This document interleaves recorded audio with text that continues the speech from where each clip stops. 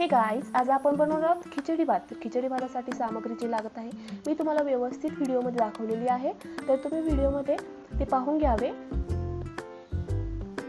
तर मी कुकरमध्ये 2 चमचे तेल टाकलेले आहे.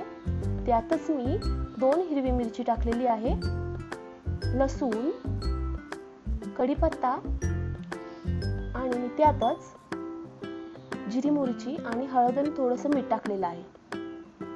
आणि त्यात मी कांदा टाकलेला आहे, त्यात व्यवस्थित परतून घेणार आहे मी. हे सर्व मी व्यवस्थित परतून घेतलेलं आहे. त्यातच मी टोमॅटो, बटाटा, वाटाणा हे सर्व त्यात टाकलेलं आहे आणि ते सर्वही मी व्यवस्थित परतून घेत आहे.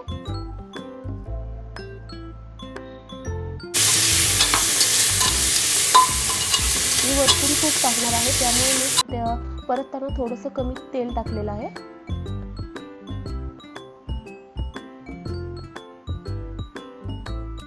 त्यात मी थोडीशी कोथिंबीर टाकलेली आहे. त्यात तुम्ही पाहू शकता मी जे खिचडी भातासाठी लागलेले तांदूळ आणि डाळ आहे ते सर्व मी त्यात टाकलेली आहे. ती व्यवस्थित मी परतून घेत आहे. व्यवस्थित परतली आहे मी, ते व्यवस्थित सगळं मिश्रण एकत्र केलं आहे.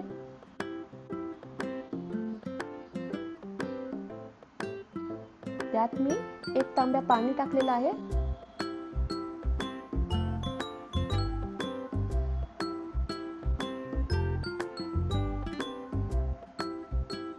अजून थोडंसं अर्धा तांब्या पाणी टाकलेलं आहे.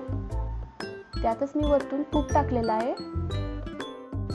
आता हे सर्व मी व्यवस्थित मिक्स करून घेत आहे. मिक्स करून घेतल्यावरती मी कुकरला झाकण लावणार आहे आणि ह्याच्या 3 शिट्ट्या काढून घेणार आहे.